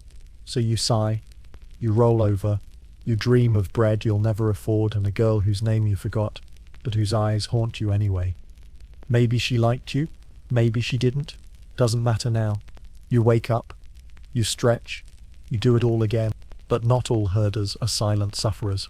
Some sing. There's an old man 3 villages over who whistles symphonies to his flock, claims the geese waddle better in rhythm. Others tell stories. One woman in the next hamlet believes the geese are reincarnated souls, and treats them like elderly relatives, muttering apologies when she steps on their feet. One herder, long gone now, used to write poems in the dirt with a stick. His verses were terrible, but these small rituals, they're survival mechanisms. They're the emotional twine that keeps your brain from unraveling like a worn-out tunic. Because here's the thing, the world won't remember you. History doesn't carve statues for goose herders. You won't end up in a painting unless you're in the background, blurry and hunched. Your name will fade. Your stories will vanish. But the geese? They remember. For a day, maybe 2. They look for you when you're late. They honk more when you're quiet. They cluster near your legs like feathered shadows. That has to count for something. And sometimes, just sometimes, a traveller passes through. A merchant, a monk, a soldier with tired eyes, and they see you out in the field, silhouetted against the dusk, stick in hand, flock behind you, and for a moment, They wonder who you are, what your story is. Then they move on. But you stay. You stay in the fields, in the silence, in the soft flapping of wings and the low murmur of your own thoughts. It's lonely, but not empty. Not quite. So yeah, breathe that in, dust and all. You've never been the center of attention. That honor typically goes to the miller's son, who has suspiciously symmetrical teeth, the blacksmith, who can lift 2 barrels at once and likes to do so in public, or the mayor's daughter, who once owned a dress with actual color in it. But today, the goose herder is about to have a moment. Welcome to St. Martin's Day, the one event each year where geese are not just tolerated, but exalted. There's music, there's ale, there's bread that wasn't made from mouldy barley. Children run around without shoes. Adults pretend they're not deeply tired. It's a festival, and somehow your flock, yes, the same geese who poop on your shoes and occasionally bite your behind, have become the stars of the show. The reason? The prize goose. Every year the town selects a particularly plump, well-behaved, gleaming feathered specimen to parade through the square like a celebrity and then, because irony is a cruel mistress, roast it for the evening feast. And this year, your goose, the grand dame of your unruly gaggle, has been chosen. Congratulations! You should be proud. This goose, named Margaretha, or the big one in your private notes, is the result of months of careful herding, feeding, and what can only be described as passive-aggressive yelling. She has glistening feathers, walks like she owns the road, and once pecked a thief in the shin, a true champion. So naturally, you wake at dawn to prepare her. You comb her feathers with your fingers, pick out bits of dried mud, and even whisper a half apology for what's coming. She blinks at you, unbothered. She's a goose. She lives in the moment. Then it's off to the village square, where festivities are already rumbling like indigestion. The market stalls are decorated with faded bunting and exactly one wilted flower. Minstrels play songs that sound like someone tuning a broken fiddle. A crowd forms, laughing, gossiping, speculating over which goose will win, as if it's the poultry Olympics. You stand awkwardly with your flock, trying not to look like someone who spent the last 300 days ankle-deep in manure. A small child points at you and says, "Is that the goose man?" You pretend not to hear. The town priest appears, holding a relic of St. Martin, allegedly one of his finger bones, and blesses the geese with a prayer that, let's be honest, is mostly mumbled Latin and nervous glances at the birds. Then comes the judging. Local officials circle the flocks like connoisseurs at a wine tasting. They nod, they stroke their chins. One of them sniffs a goose. You try not to make eye contact. Finally, they point to Margaretha. The crowd cheers. She honks once, as if in defiant triumph. You're handed a slightly mouldy wreath of flowers and an official nod. That's it. That's your reward. No coin. No glory. Just a brief ripple of attention and a pat on the shoulder. Margaretha is led away with much ceremony, and 2 flute players who are at least trying. You follow the procession, not entirely sure what you're feeling. Pride? Sadness? Hunger? Later, as the sun sets and bonfires light up the village square, the feast begins. Children chase each other with sticky hands. Grown men sing off-key. And in the center of the table, golden and crisp, is your goose. There's no moment of silence. No commemorative plaque. Just carving knives and the wet sound of communal chewing. You sit on the edge of the crowd with a crust of bread and a cup of watered-down ale. No one invites you to the table. You weren't really expected to come. The goose mattered. You were just the delivery method. Still, someone eventually brings you a slice. You look down at the meat. It smells incredible. Rich, oily, gamey. The kind of food your stomach only dreams about in winter. But you hesitate. This was your bird. Your companion. Your begrudging co-worker. She once chased off a wild dog while you tripped over a stump. You named her. You scolded her. You sang to her when you thought no one was listening. And now you're supposed to eat her? You take a bite. It's amazing. You hate that it's amazing. And just like that, the festival moves on. Drums beat. People dance.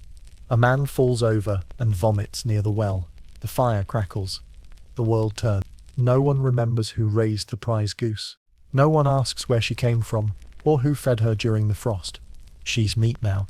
A memory in someone's belly. Her story ends on a plate. And yours? Yours continues. A bit quieter, a bit emptier. The next day, you wake before dawn and trudge out with the rest of the flock. The air is colder. The mud clings harder. The geese seem quieter, as if they noticed her absence too. You whistle a tune she liked. One goose looks back. For a moment you imagine Margaretha marching ahead, honking with defiance, leading you once again through the misty fields of Flanders. Then she's gone, and you keep walking. Because that's what goose herders do. Even when the world only notices you once. Even when it eats the one thing you love. Even when your moment of glory comes with a side of gravy. Let's face it, you're not going down in history. No bards will sing of your herding prowess. No statues will be carved in your honor, unless someone really misinterprets a pile of rocks. The town ledger lists you as Geese Boy misspelled, and if you ever manage to afford a gravestone, unlikely, it will probably say something poetic like, "Here lies someone," probably, but that doesn't mean you didn't leave a mark. You just have to squint to see it. Let's talk about Peter Janzoon. He's not famous. He didn't invent anything, win any wars or inspire any particularly catchy drinking songs. But in the dusty tax rolls of 5083, his name appears, written in smudged ink, next to the word Hunter driver, goose herder. He lived on the edge of a village that no longer exists. In a house built out of wattle daub and low expectations, he had 2 teeth by the end of his life, neither particularly loyal. He worked from dawn until whatever hour the geese stopped honking, and he lived, according to the church's rather judgmental death ledger, to the age of 84, in relative smelliness. 84, that's like 40 in gooseherder years. He never married, never bought land, never owned more than 1 shirt. But in that same ledger, next to the note about his death, someone had written, left a feather pillow, a walking stick, and 3 grandchildren. And that's where it gets interesting. Because it turns out, Peter wasn't entirely alone. Somewhere along the way, possibly during a storm, possibly during a festival, possibly after 3 too many cups of fermented turnip mash, Peter fell in love, or at least fell into a long-term entanglement with a woman named Anneliese, a widow with 2 children and a surprisingly sharp wit.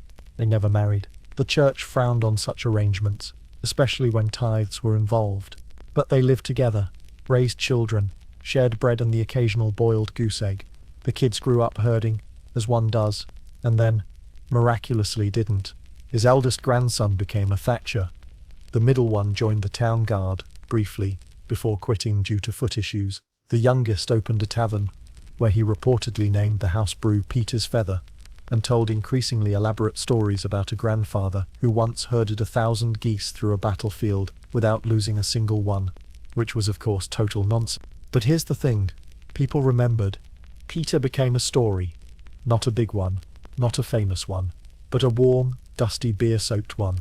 The kind of story that gets told at twilight, when someone's a few ales in and the fire's crackling. You know old Peter? Lived in the bog, swore he could talk to geese, and someone else would nod, sip their drink and say, "Yeah, he was all right." That's legacy. Not marble busts or golden tombs, but ripples, soft ones, gentle ones, the kind that stir a pond, just enough to be noticed by someone sitting still. You wonder sometimes if that'll be you. Will someone remember the way you sang to your flock, when no one was watching? The way you named each goose, even the ugly ones? Will a future tavern-goer raise a mug to the herder who never tripped once, except that one time with the ditch? Maybe. Maybe not. But you keep walking. Each muddy step you take through the fields is a sentence. Each honk, a comma. Each silent moment with your animals, a kind of punctuation mark that only the sky reads. At night, in your creaking hut with its single candle and its sagging roof, you lie on your feather pillow, probably Peter's, passed down like a secret, and wonder if it matters. If a quiet life means a forgotten one. If loving something small and absurd, like geese, leaves a trace, even when your name gets miswritten by the village scribe for the 3rd year in a row. And the answer is, maybe. Maybe legacy isn't something grand. Maybe it's a kid watching you work, and thinking, well, if he can herd geese, maybe I can do something too. Maybe it's a pillow that outlasts your bones, or a story that gets exaggerated, then forgotten, then told again anyway. Maybe your legacy is a goose. Not literally, although, let's be honest, they followed you around enough. But metaphorically, a stubborn, loud, waddling reminder that you existed, that you walked this world.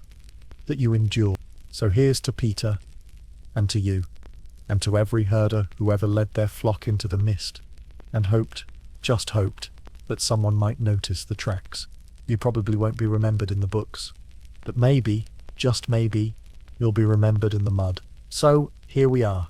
You've trudged through 16 chapters of feathers, frostbite, fermented turnip mash, and existential dread. You've faced geese with vendettas, clergymen with opinions, and mud that deserves its own warning label.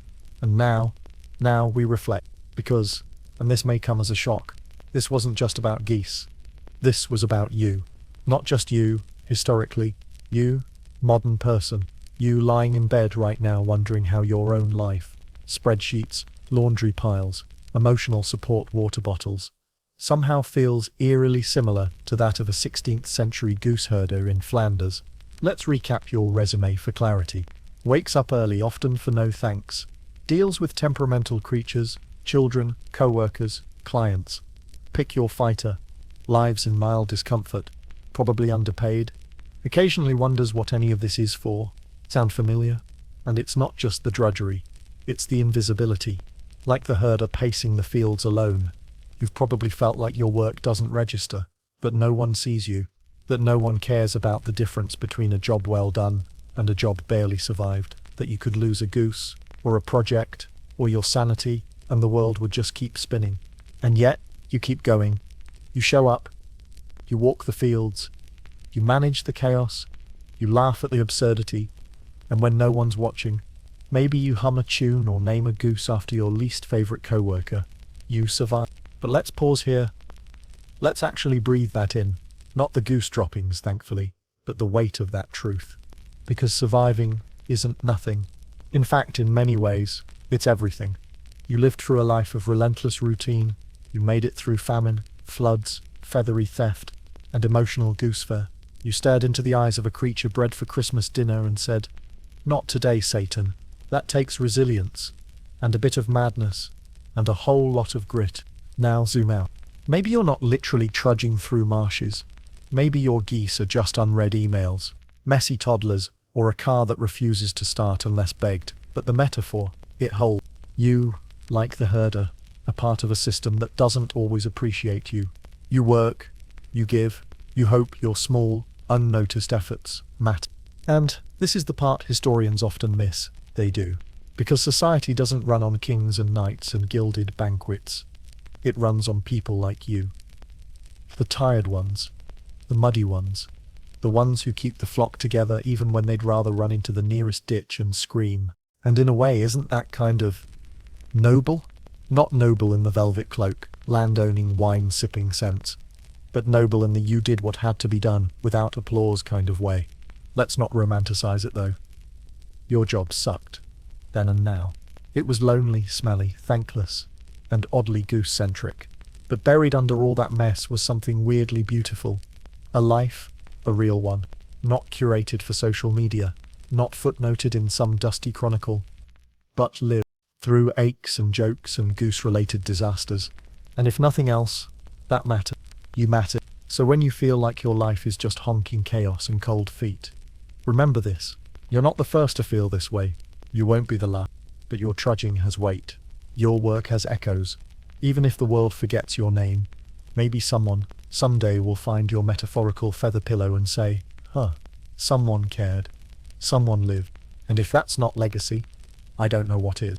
So sleep well tonight, goose herder. Your life was ridiculous and beautiful. And you were the quiet, honking heartbeat of it all. If this video made you laugh, sigh, or rethink your entire relationship with birds, go ahead and subscribe. There's more history where this came from. Leave a comment telling us your favorite chapter. And remember, even in mud and feathers, there's meaning. Just try not to step in it.